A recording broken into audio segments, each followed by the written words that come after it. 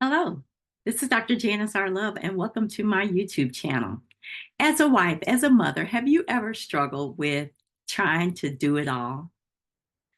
Whether you are trying to be a professional, an executive, a coach, someone who is doing great things in this world, but yet you try to balance managing being a mother and a wife as well, and fulfilling your other obligations. Let's talk with Coach Christina Garrett, who is going to show us how we can do it all with grace. So stay tuned.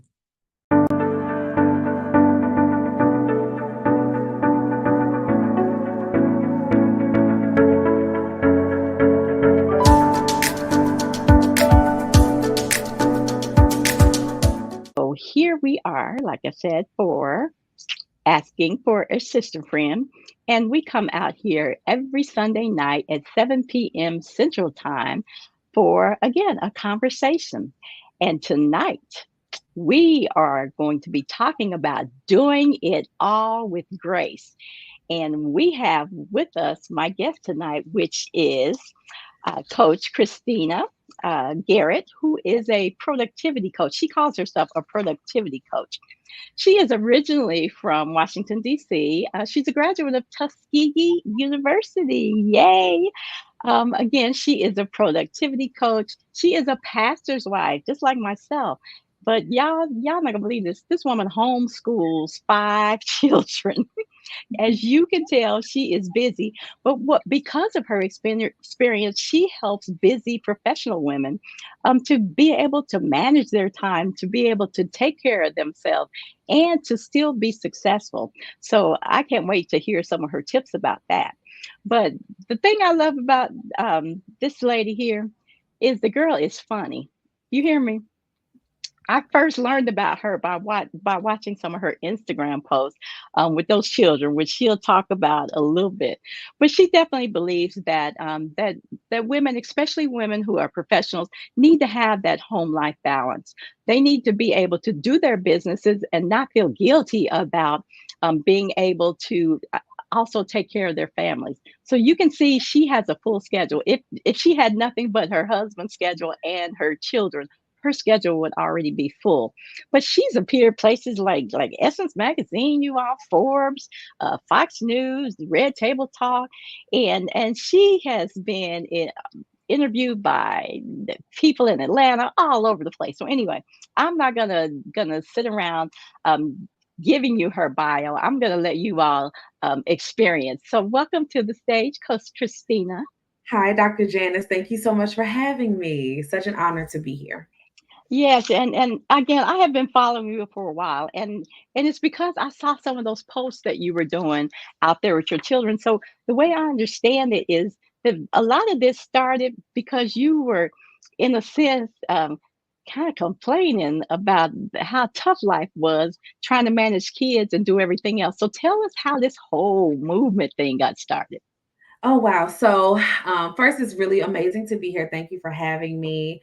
Mamathon is rooted in the idea that you can love being a mom, love being a woman with a family, but maybe there are some days where you don't enjoy it like you could be enjoying it. So, those are the days where your children overflow the sink and you have a live in pool. There are the days where, somebody has an accident in the bathtub. There are the days where they just get to brawling and you just want to check out completely. So it's okay to have those days where you love your family, you love your kids, you love your husband, but there are times where you wish you could wave the white flag, get in the bed, take a nap with no disturbances. And so when my oldest son was about 1.5, we go Mhm. to the doctor. We're excited that we're pregnant again, but we go from having, one little one to expecting a set of twins. And all of a sudden, we went from early 20s, kind of cool couple to to parents of 3 children, age 2 and under. And so from that place, really struggling to adapt to mothering, adapt to being a caretaker, but then also trying to figure out who you are again. Because when you start a family and move into these different Mhm. places, your identity shifts. Even being a Oh, pastor, we're both pastors' wives, your identity shifts when you take on those roles. yes, It's, yeah. definitely.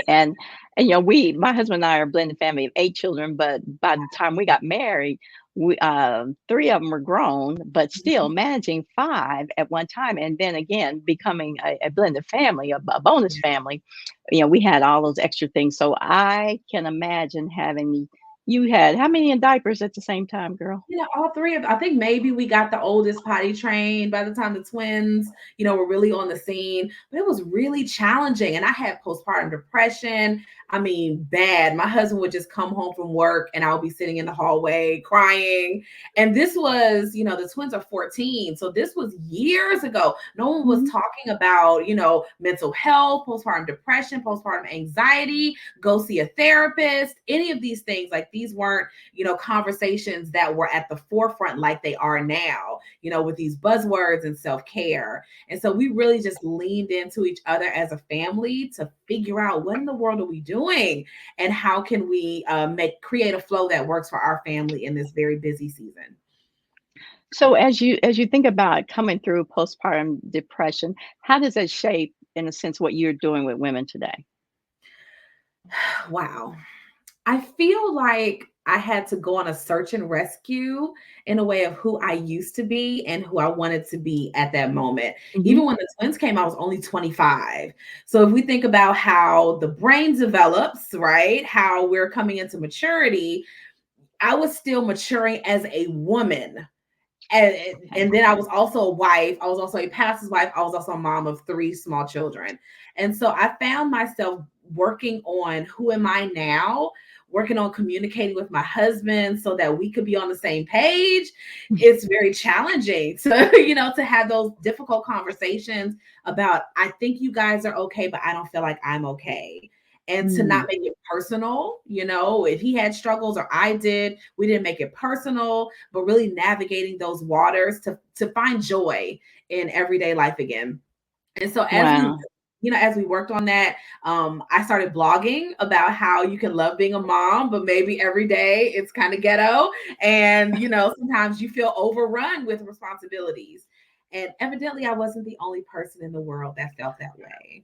This And you were keeping it real. You were definitely keeping it real. So many times we try to present that cheery side or whatever, and Mhm. especially when we're in the limelight from being a pastor's wife. Other families are always watching, and there's no way you can keep up that thing of looking like everything's perfect. You got to keep it real, and I think Mhm. that's what drew so many women to you, because you were keeping it real. Yeah. You were definitely doing that.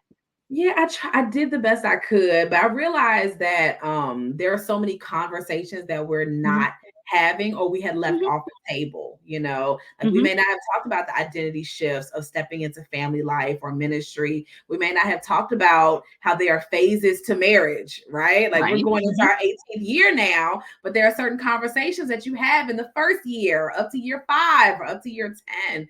mhm. There we didn't realize that there are phases to marriage. So the more that I learned that and was able to share it, I think the more women, could see themselves in my story and say, I want to find that joy and that intentionality again too. I love it. I love it. So think about some of the biggest challenges that you've had when it comes to just over achieving balance. And Mm. and what are those challenges, and how did you get over those challenges?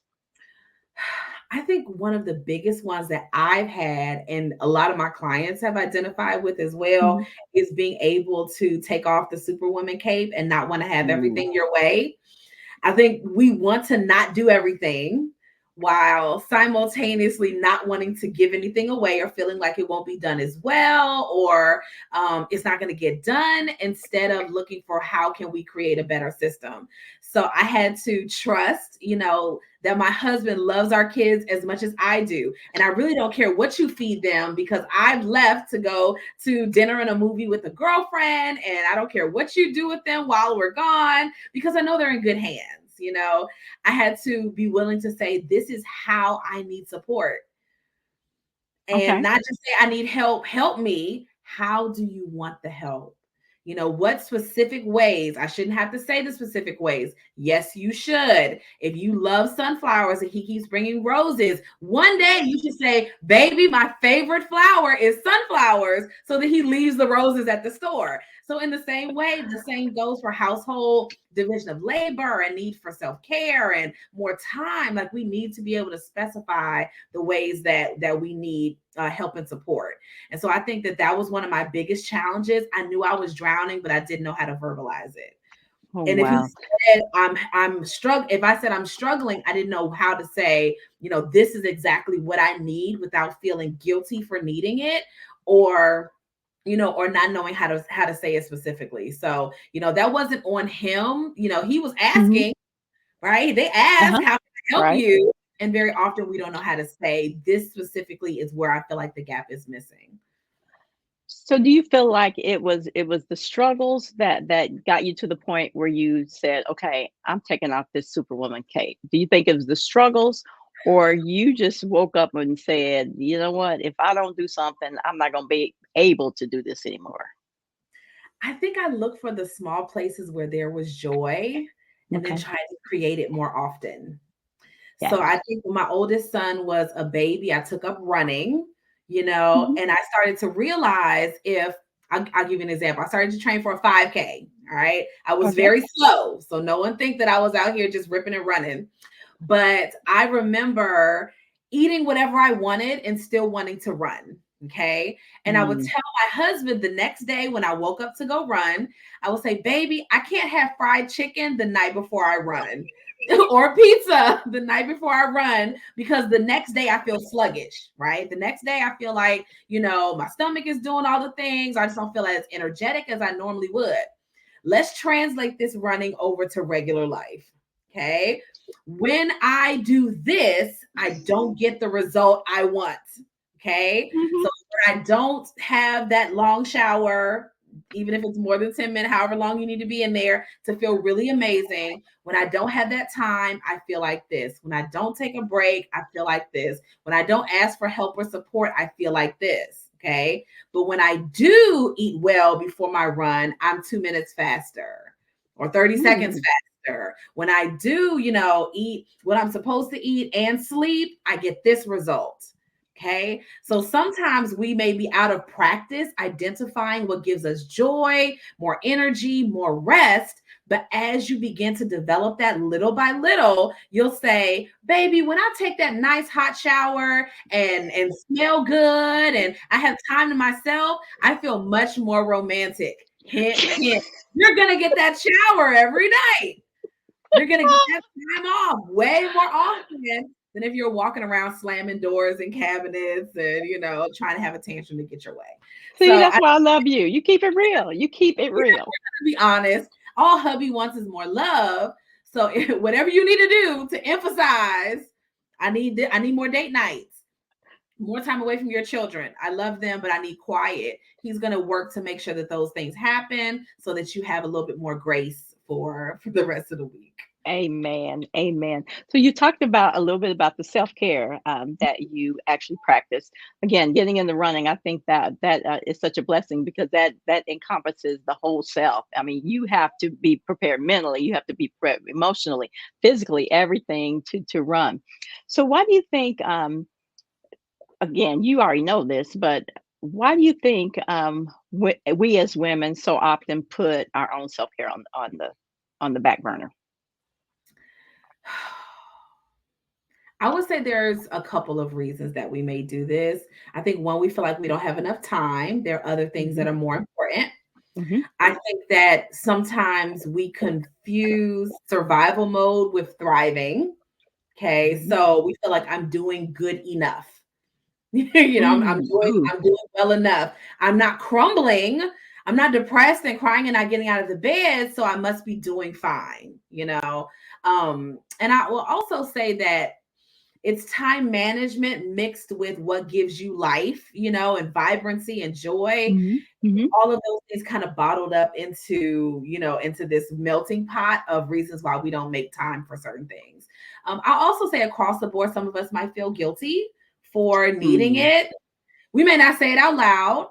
mhm, It may just echo inside, that I shouldn't need time or I shouldn't need, if I love my children, I don't need to be away from them. I've had, mm, we have our conference every year, and I've had women say, well, I don't need time away from my children. Okay, whatever you say, right? But Said by who? should we all take time away? I would never want my daughter. I only have one. I would never want my daughter feeling like you have to be with your children all the time until they go to college. Like Mhm. what fun is there's no fun there. Like have fun. Be with your friends, spend time with your sisters, even if it takes you a lifetime to figure out the date. Go and do Mhm. those things that bring you joy. And I think that we'll all be so much better as a result. Definitely. Well, how do you manage all that when it's homeschooling time? Do your kids, are they off for the summer now? Yes, I said I was going to review this summer. I was lying. It wasn't on purpose. I said we're going to school all summer. Lies. It is now July. And I'm like,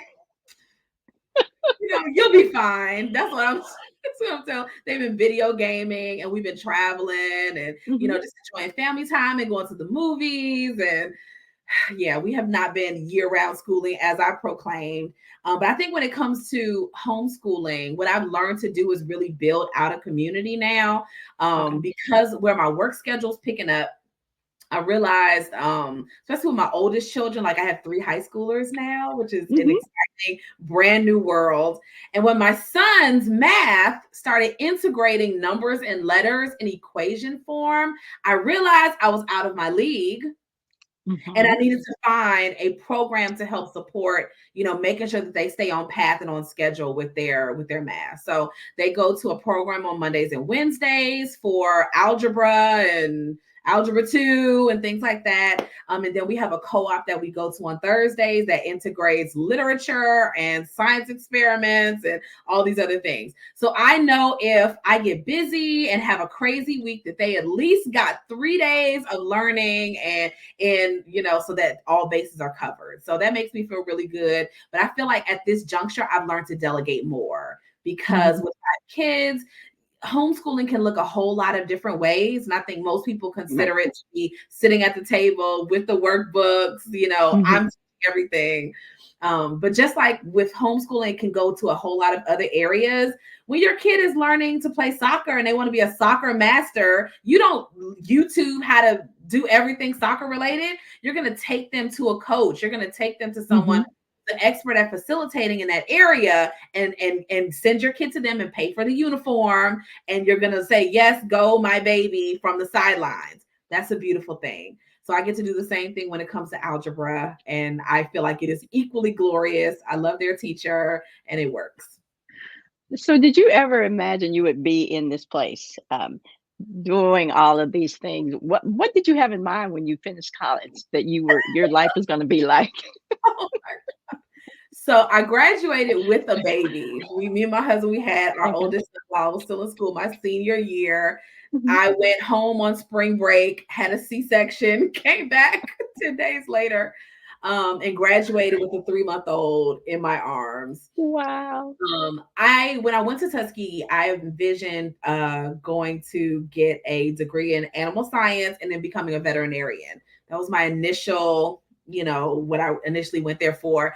But then after I had my son, it was challenging because we didn't have family around at all. I knew that if I went to go work for the USDA or something like that, that I was going to be locked into a 9 to 5 position with no one to help support our family. And so I took some time off and was at home with him for a little bit. And then even when I went back, I went back to work, working at an equestrian center, got pregnant with the twins, came home again. I was like, I just got to stay out of trouble. So I found now at this point where I am, I did not envision at all in the most beautiful way. Like I'm, shifted from, hey, let's make your family work better. I support Mhm. all moms, whoever wants to, Mhm. lean in and be Mhm. a part of this, let's do it, to really supporting brilliant moms and women in leadership with the tools they need to build a movement, to take their idea Mhm. from inception to execution without feeling burned out, without feeling overwhelmed. I And then, love it. yeah. So you have these pillars of productivity that you teach. So tell us a little bit about that. It's a way for busy women with families to streamline their efforts and get more done. I think I prepared this when I was doing a corporate talk, and I couldn't Mhm. really figure out how to nail down exactly, sometimes my ideas were all over the place. How do we make it concise and streamline Okay. it?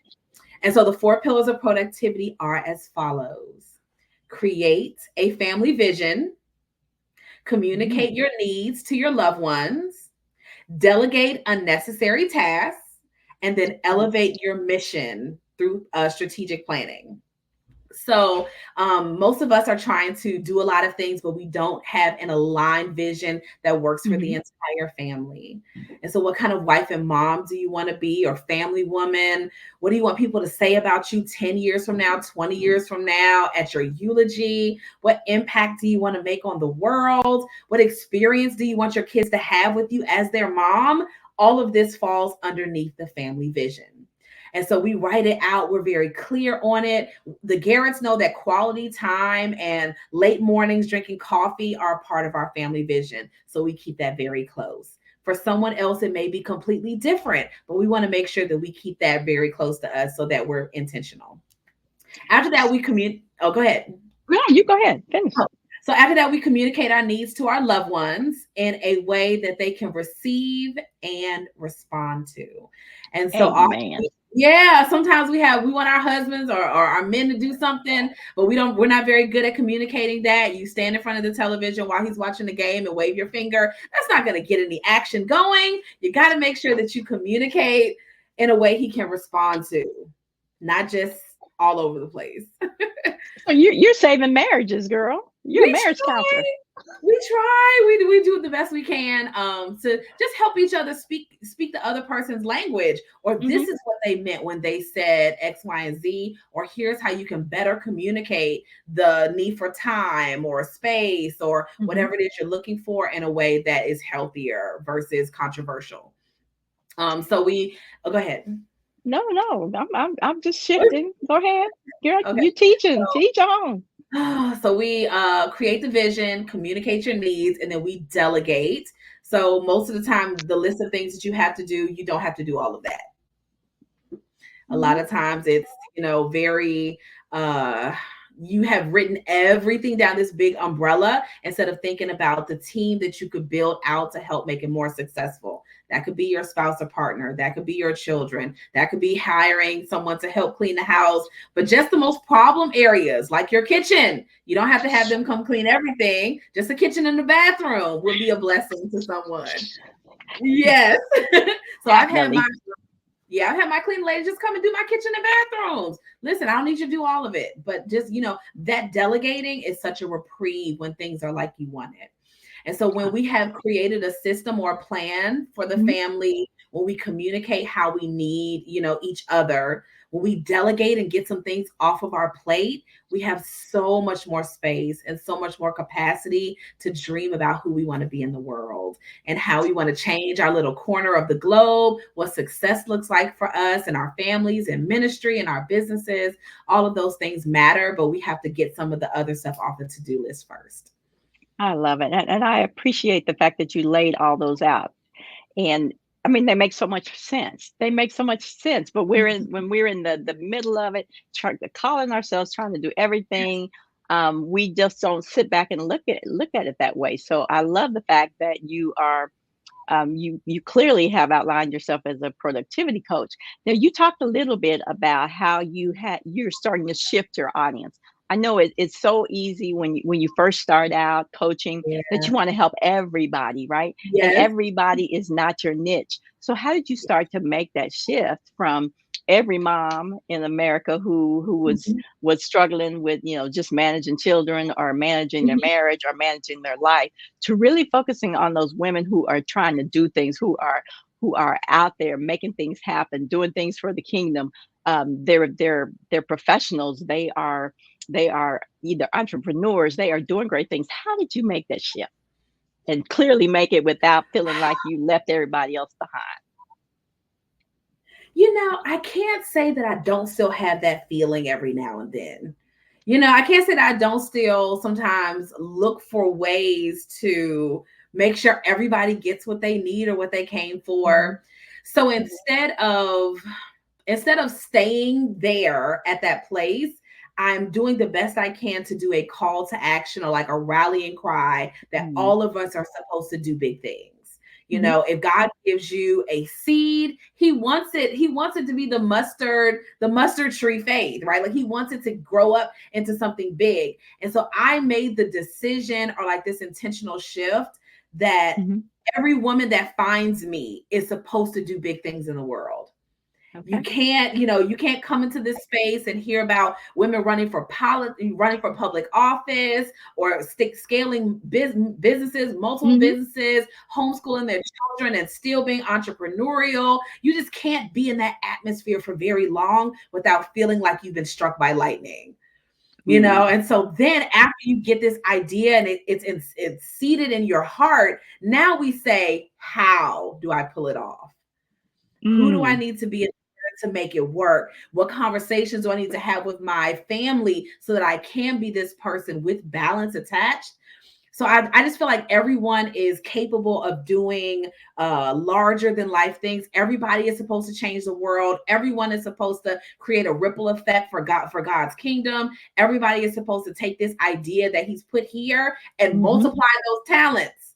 You're supposed to do that. Like you're supposed to. You're not supposed to take him back this one thing and say, God, I just kept it like you gave it to me. I didn't do anything with it. No, you're supposed to take it and it's supposed to bless the lives of others for generations to come.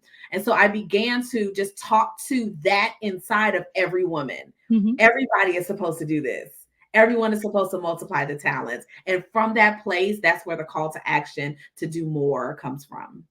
See, look at you now. Yeah, now you're preaching. You do it. You're doing it all, girl. Doing the best I can. So okay, so what advice do you have for women in leadership who are just nurturing families and are afraid to even have that conversation with their spouse? I would say so. You're a leader. I'm a leader. We both love supporting women. So Hmm. I'm going to say something that is interesting that I've noticed over time, and you can Okay. feel free to chime in as well because we're Okay. both in a very similar field. Is I've seen in some places where we as women give our voices away. We give Not give it away. Don't donate it. I mean, we donate the voice with the bow on it. with the bow. Like we're and by this, here's what I mean. Okay, because my husband is my guy. Like we go together, not breaking up. I love him. I like him as a person. We are each other's person. We Hmm. absolutely go to each other and say, these are the ideas that I have. This is what I'm working on. This Hmm. is what I'm thinking about. What's your opinion? And we kind of go back and forth. But then I also realized through my own coaching work that there will be some places that I can try to explain it to him, but he doesn't live in my brain. Uh-huh. He doesn't live in my brain. So I'm trying to verbalize it, but it might not always make sense, or I might not always advocate as strong as I could for myself. So there were some places where I had to say, hey, babe, I'm thinking about investing in this. I'm just saying it out loud. And then he says, do you need any money from the family pot? And I'm like, no, I don't. I just wanted to let you know this is what I'm doing. And then we will kind of move forward from that place. Hmm. And he wouldn't second guess my judgment Mm.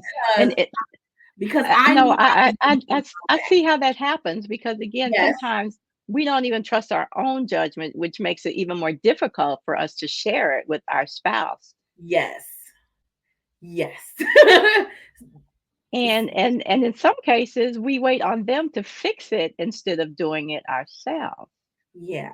And so I realized that there were some places in my life, we moved to a bigger ministry and he had more responsibilities. Okay, my husband is not Superman. He's not Jesus, right? There Hmm. are going to be some places, Christina, where you're going to have to, work on managing while he's doing what God has told him to do, right? Hmm. God told you, Hmm. listen, you got to visit the sick. You have these new meetings, when we got to our new church, this was a decade ago, he was going to visit all the sick and shut in and meeting the seniors. These were things that he needed to do. So I had to let God be God in my life and work on, okay, Christina, what is it that you want? What do you need right now? Manage Hmm. that while you wait on him to come home and you guys can tag team again. Right. So, like in the Amen. same avenue, as we are women with families and we're looking to our husbands to provide a sense of foundation and support and get their opinions, your husband might not understand your postpartum depression. Your husband Hmm. might not understand that you are overwhelmed and you want to run away. Your husband might not understand that everything is bearing down on you. You feel like you can't have that conversation. You feel so guilty about the needs you have or this dream you have and how am I going to make it happen? He might not fully see the x-ray vision inside of your mind. We got to be okay with that. We We have to be we okay have with to.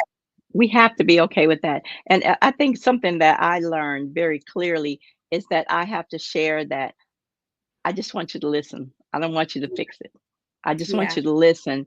And when he he feels like that, and then he's attentive. I mean, he's definitely attentive. We don't have this challenge. I mean, I had in the former life, but we don't Mhm. have this challenge. But I Mhm. know so many times, again, as you said, we give away our voice. So, Mhm. girl, we can talk all day. You know, we can talk all day. But let's talk about some of the things you have going on. What do you have coming up? You have a mamathon conference or Yeah. anything coming up? Yes, we sure do. So I'm excited. The Mamathon conference is October 25th through the Okay. 27th in Atlanta, Georgia. We have ladies from our community coming from all over the country and Canada to gather together. It's a workshop weekend, it's a worship weekend. We have a little fun, we eat lots of food, and we learn together on purpose. It is especially designed for women who have big ideas and are building movements, and you're trying to figure out how do I make it happen and what's the most streamlined way that I can do that. And so the networking is always top tier. We have women who are in public office and starting micro schools and our lawyers, and we have all the vendors. It's a really incredible experience. I feel like that I just signed the contract and then the women Hmm. come and God does something that I could not do. So I just get to facilitate and watch, whatever magic ensues that the Lord has already predetermined. Well, God is definitely blessing that effort because I've seen how it's grown over the years. Again, I've followed you from a distance, and you actually helped me to get my ebook out when I put my ebook out for Pastor's Wife, and so Amen. I What a followed blessing. you and just really am excited about what God's doing in your life because so many women are being helped by this, and the women of this generation need what you are doing. And so I am so thankful to God that you stepped out on faith to do exactly what He created you to do. Thank you, thank you. And I want to interject to what you just said about the women of our today. You Hmm. know, I'll say that a lot of us are the first of our families. Like a lot of us are the first of our families, the first women who are, doing quote unquote doing it all, so Hmm. educated, balancing family, you're working, we're building businesses at an unprecedented rate, we're climbing the ladder in unprecedented rates. And so now there's such a need for the first, Yeah. and then likewise even having an ebook for pastors wives, right? Hmm. Like, Hmm. when I first started, they were like, you have to look like this and you need to do this, Girl. all of these, bells and whistles that you have to do. Otherwise, your husband's ministry will crumble because you did something wrong. But that's the pressure that even new ministers' wives are under because they feel like they have to be perfect and they can't come into it doing what they love and, hosting shows like yours and having conversations, just being who they are. So hats Yeah. off to you as well, because that's so needed. Like we need to hear from other pastors' wives who've been in this Hmm. situation, this challenge for longer than we have, to show us it's okay to be you. So thank you. Definitely. Definitely. I can't scream that loud enough from the Yeah. rooftop that you've got to definitely be able to stand on your own platform. I mean, that I have tooted for years that those of us who are married to not just pastors, but those of us who are married to influencers who have their who are sometimes our men are larger than life, and we have to find our own platform. Otherwise, we're stuck in the shadows. and Yeah, will never discover who we are to be and who God created us to be. Well, girl, absolutely. we got to start wrapping this up, but it looks like I put your website up there. So Yes, thank you. the mamathonmovement.com. That's where you can find her. You are out on Facebook, you are on LinkedIn, you are on Instagram as well. Yes, And you definitely have to go out and see those beautiful children that she has, girl. I always thank forget you had you. twins too. I just like it's wow. Yeah. So in closing, um, so who or what inspires you to continue your work, um, and to really just stick with it even on those toughest days? Wow. So I'll give it twofold. Number one, I love the work I do. I love moms. I love how when we are well taken care of, how we changed our communities. Mhm. I love seeing how advocacy is coming into the conversation for education, for maternal health. Like I love seeing what Mamathon is becoming. And so that is Mhm. so beautiful. And then I'll also say that I believe our children deserve to be raised by mothers who inspire them. And Mm. I and I remember my daughter being really small and me saying, I don't want her to think that this is what womanhood looks like right now. Like I want her to see a mom who has joy and laughter and does work that feeds her soul. Like I want her to see that. And so I had to go and become that woman first in order to give her that example. So I really feel like family anchors me to do work that I love, but also when women elevate and we change communities, that creates a ripple effect for years to come. I love it. There's no greater joy than a daughter, especially saying, "Mom, I want to Yeah, grow up to be like you." There's just no greater joy than that. Well, absolutely.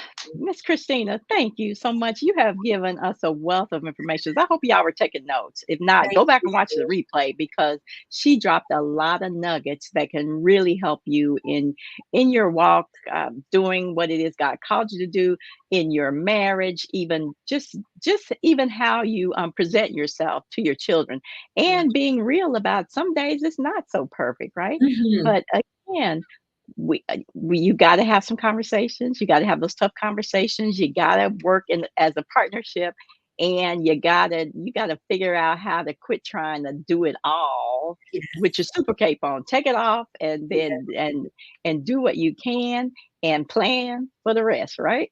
Absolutely, absolutely. Well, thank you so much for allowing me to be here. Truly my honor. Yes. Yes. Thank you.